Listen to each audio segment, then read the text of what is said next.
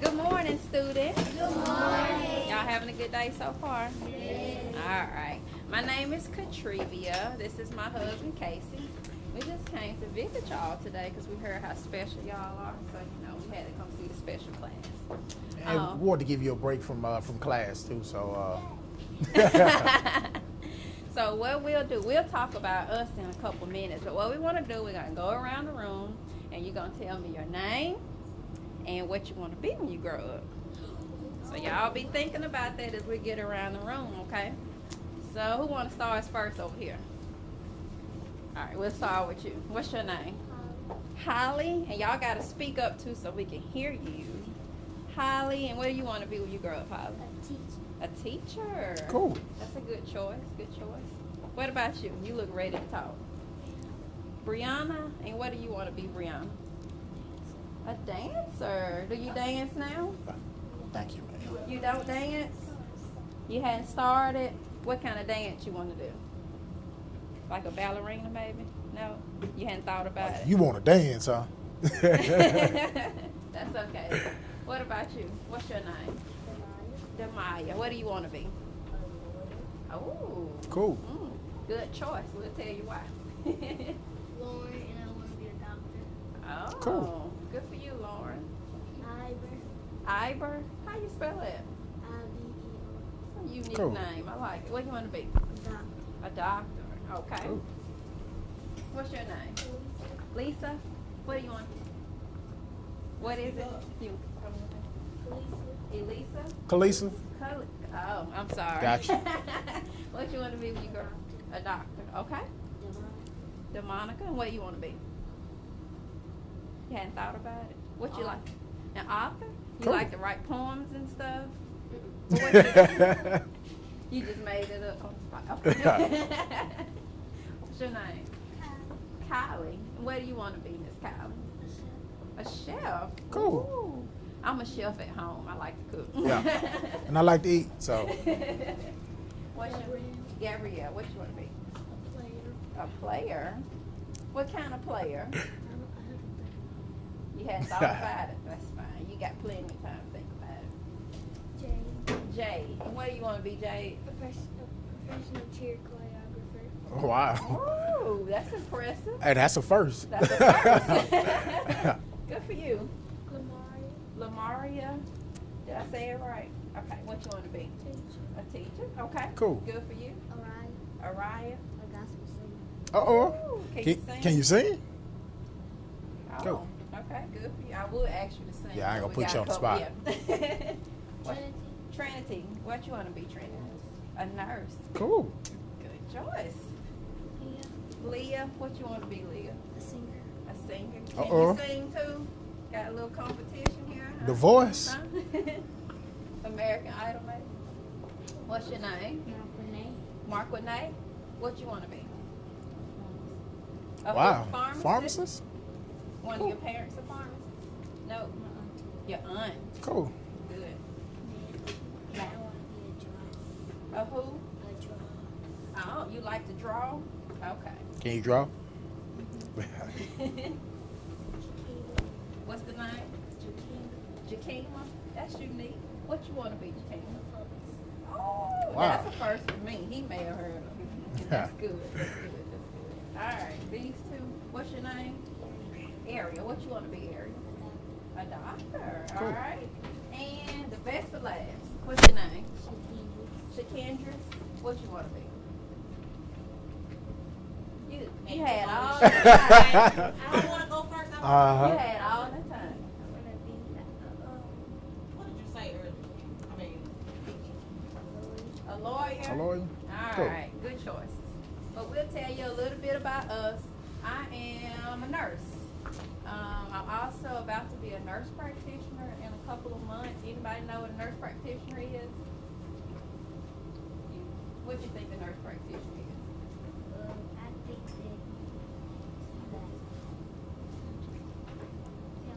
that Yeah. That's part of it. Anybody else? Was it Jade? What? probably going to help new nurses try to get better. That's part of it too. Well, everybody probably knows what a nurse does. They help people, but a nurse practitioner, the difference between them and a nurse, they go to school a little bit longer, but you still get to help people, but at the same time, you get to work with the doctors. So you're not a doctor, that's a whole different area, but to me, you get to spend more time with your family. And you're not working as much, but you still get to make a good living, and you still get to help sick people, and you get to work in the hospital, or you can work in a clinic, and it's a really fun career. And I'll let my husband tell you what he does. I'm on the other end of the spectrum. I'm a lawyer, for those who wanted to be lawyers. I'm one of those guys. I love it. It was hard work. However, it started here. When I was in elementary, I got my work done. I listened to my teachers, did what my parents told me to do, and I evolved into what I am today, both of us. So the essence of both of our stories are, it starts now. Don't think that you get where you want to be in your life starting in college. No, you have to have a great foundation, and it starts now. So don't give your teachers, don't give them trouble. Just do what they tell you to do. Do your work. Make good grades. And enjoy life. You can do whatever you want to do, I promise you. And we probably grew up a lot like some of y'all in this room, you know, working hard, parents having to work a couple of jobs to provide for the family. And we grew up the same way. We didn't really have a whole lot. But the goal is you got to listen to your teachers, and we worked really hard. We made all A's growing up because you have to listen to your teachers. Oh, yeah. Don't talk a lot. I like to talk, but you got to not talk as much and let your teachers do the talking. Pay attention all the way through. And, you know, a lot of y'all name things y'all want to do when you grow up, and it may change. You may, when you get 15, you may decide you don't want to be a nurse anymore. Maybe you want to be a professional tennis player, or maybe you want to be a lawyer, you know, and that's fine. That happens. That's normal, you know, but the thing is, find something y'all love to do. Don't just do something for the money. Don't be a doctor just because of the money or whatever, or be a professional basketball player because that's what your family wants you to do. Find something you love to do. Like, I love to take care of sick people. That's my passion. He loves to talk, so that's why he's a lawyer. So, you know, the thing is, find something you love to do and work really hard at it. That's all that matters. Yes. Doesn't make you any more or less than the next person. Exactly. So. And we do finally have a book, so if we have time, we'll read Scrambled Eggs Super. And I'll let you, I'll hold the book and let you read. Okay, all right. What's it called? Scrambled Egg Super? Yes. All right. Yeah, can you see? You just want to listen? You just want to listen? Okay. I don't like to brag, and I don't like to boast, said Peter T. Hooper. But speaking of toast, and speaking of kitchens and ketchup and cake, and kettles and stove, and the stuff people bake, well, I don't like to brag, but I'm telling you, Liz, that speaking of cooks, I'm the best that there is. Why, only last Tuesday, when Mother was out, I really cooked something worth talking about. You see, I was sitting here resting my legs, and I happened to pick up a couple of eggs, and I sort of got thinking it's sort of a shame that scrambled eggs always taste always the same. And that's because ever since goodness knows when, they've always been made from the eggs of a hen. Just a plain common hen. What a dumb thing to use with all of the other fine eggs you could choose. And so I decided that just for a change, I'd scramble a new kind of egg on the range. Some fine fancy eggs that no other cook cooks, like the eggs of the ruffle-necked Salamagooks. A Salamagookses. Say, they should be good. So I went out and found some as quick as I could. And while I was lugging them back to the house, I happened to notice a tizzle-top grouse in a tree down the street, and I knew from her looks that her egg and the egg of the Salamagooks ought to mix mighty well, ought to taste simply super when scrambled together by Peter T. Hooper. So I took those eggs home and I frizzled them up, and I added some sugar, 2/3 of a cup, and a small pinch of pepper, and also a pound of horseradish sauce that was sitting around, and also some nuts that I tasted the stuff, and it tasted quite fine, but not quite fine enough. To make the best scramble that's ever been made, a cook has to hook the best eggs ever laid. So I drove to the country, quite rather far out, and I studied the birds that were flitting about. I looked with great care at a mock noodle finch. I looked at a beagle-beaked bald-headed grinch. And also, I looked at a shade roosting quail who was roosting right under a lassalax tail. And I looked at a spritz and a flannel-winged jay, but I just didn't stop. I kept right on my way, because they didn't have eggs. They weren't laying that day. Then suddenly, boy, up that hill a short space, birds, they were laying all over the place.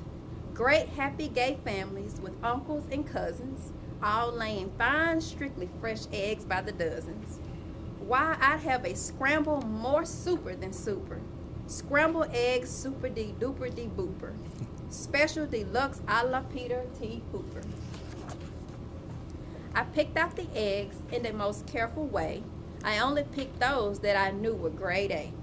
I only took eggs from the very best files, so I didn't take eggs from the twiddler owls, because I knew that the eggs of those fellows who twiddle taste sort of like dust from inside a bass fiddle.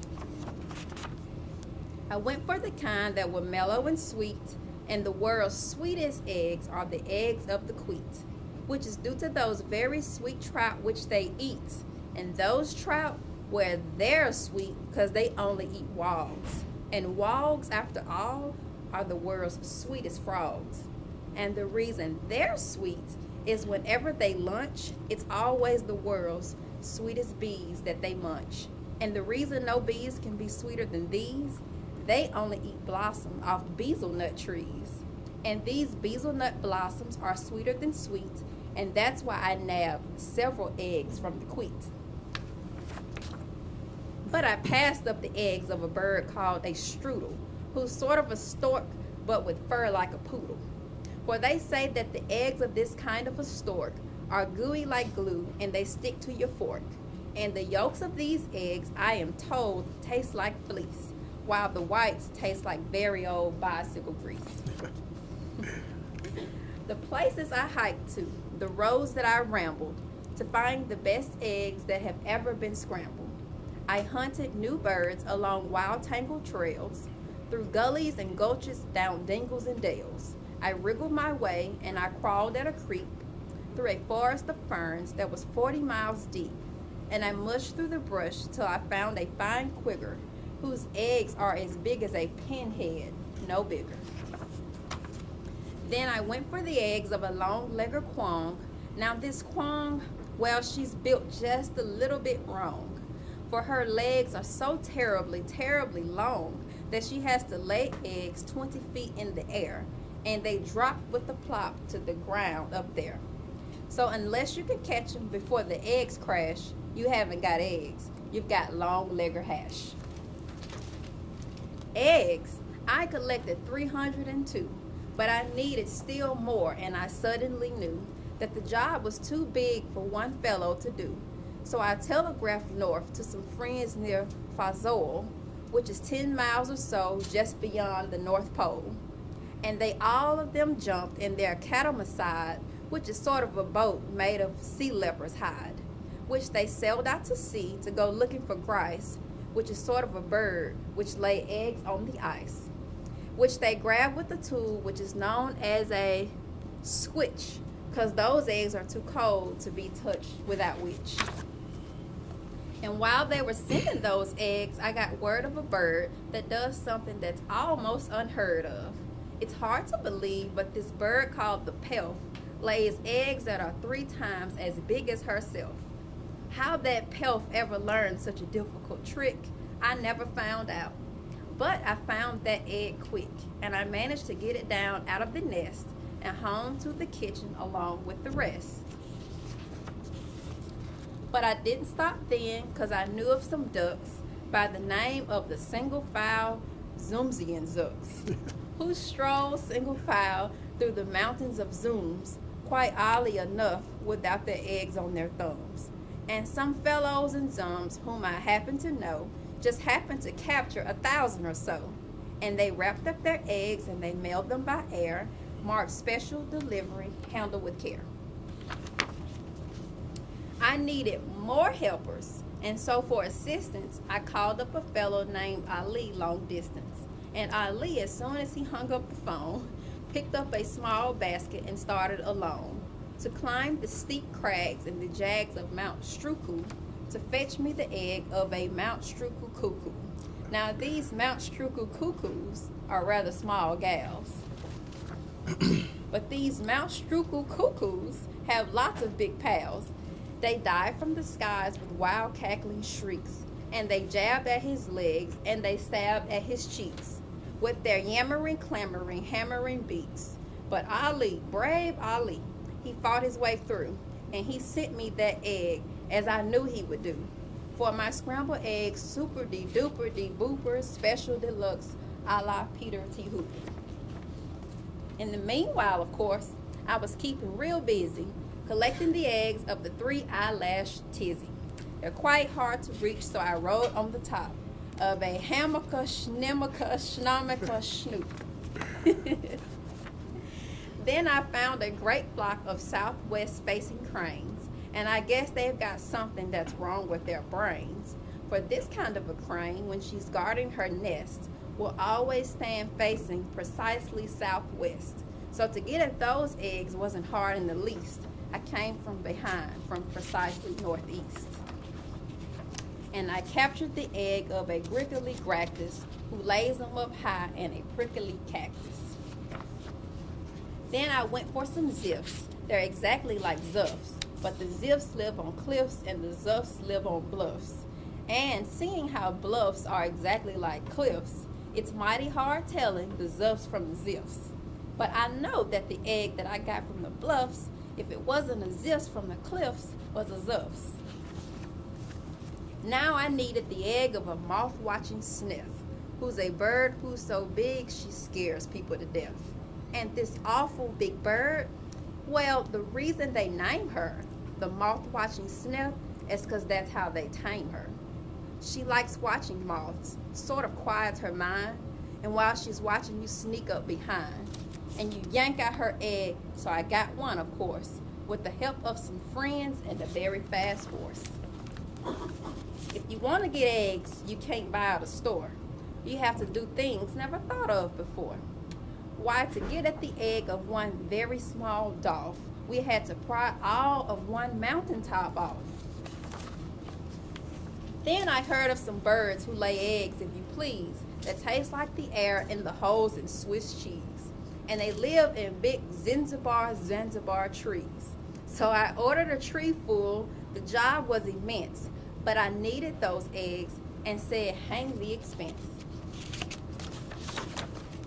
I still needed one more, and I saved it for last, the egg of the frightful bombastic aghast. And that bird is so mean, and that bird is so fast, that I had to escape on a jillicajast, a fleet-footed beast who can run like a deer, but looks sort of different. You steer him by ear. All through with the searching, all through with the looking, I had all I needed, and now for the cooking. I rushed to the kitchen, the place where I stacked them. I rolled up my sleeves, I unpacked them and cracked them, and shucked them and chucked them in 99 pans. Then I mixed in some beans, I used 55 cans. Then I mixed in some ginger, 9 prunes and 3 figs, and parsley, quite sparsely, just 22 sprigs. Then I added 6 cinnamon sticks and a clove, and my scrambled egg was ready to go on the stove. And you know how they tasted? They tasted just like, well, they tasted exactly just like scrambled eggs, super de-duper de-booper, special deluxe, a la Peter T. Hooper.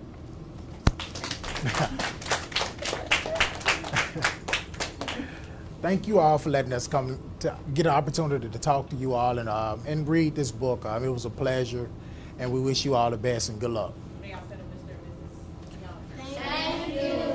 Y'all are welcome. Y'all have a good day.